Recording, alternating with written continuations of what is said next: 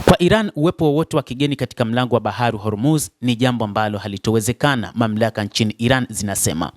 Iran imesema kwamba haitokubaliana na kile kinachotaka kufanywa na mataifa ya Ulaya, ikiwa ni pamoja na muungano huo kwamba wanataka kuhakikisha wanafungua mlango wa bahari Hormuz.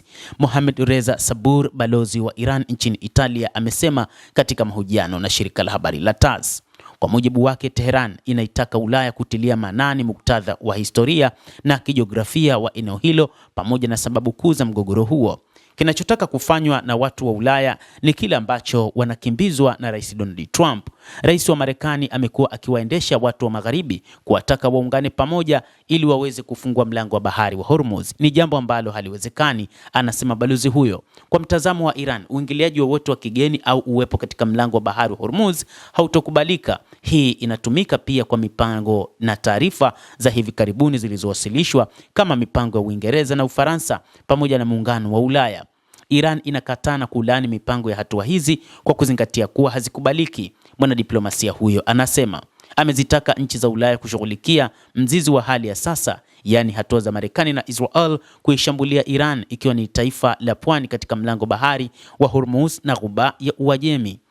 Tunaamini kuwa njia pekee ya kuondoa vikwazo kwa usafiri wa baharini ni kuheshimu mamlaka na utimilifu wa ardhi ya taifa la pwani katika kesi hii ya Iran, na kutoa mashinikizo ya kisiasa kwa Marekani na utawala wa Kizayuni na wa kuacha kurudia vitendo vyao na kuzingatia usitishaji wa mapigano, balozi huyo alisema. Kulingana na yeye, mipango yoyote lazima ifanywe kwa ridhaa na kwa utaratibu na Iran. Aidha, amesema nchi za Ulaya zinapuuza ukiukwaji wa sheria za kimataifa na mkataba wa Umoja wa Mataifa kufuatilia hatua za Marekani na Israel, na kuongeza kuwa hii inaakisi mtazamo wa maradufu wa sheria za kimataifa. Balozi wa Iran aliangazia misimamo iliyochukuliwa na Italia na Uhispania ambayo alisema haikuonekana huko Tehran.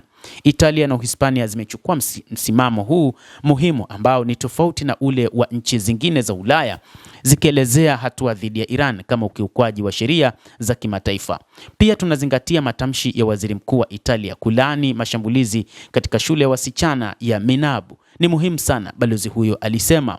Nchi kadhaa zikiwemo baadhi ya nchi za Ulaya tayari zimefanya mikutano katika ngazi mbalimbali ili kujadili njia zinazowezekana za kuhakikisha uhuru wa usafirishaji wa majini katika mlango wa bahari wa Hormuz, na mpango wao ni kutaka kufungua mlango huo wa bahari, wakiamini kwamba kufunguka kwa mlango wa bahari wa Hormuz ndio njia pekee ya kuweza kunusuru uchumi wa dunia ambao umekumbwa na changamoto ya vita kati ya Marekani dhidi ya Jamhuri ya Kiislamu ya Iran, ambapo pia Marekani ikishirikiana na Israel. Endelea kutufuatilia mtazamaji, lakini ni kusihi usisahau kulike, usisahau kucomment, kadhalika usisahau kusubscribe channel yetu hii ili upate habari hizi kwa mapana kupitia The World News. Jina langu ni Adam Hussein. Endelea kuwa nasi wakati wote, endelea kutufuatilia uyajue mengi yanayojiri duniani.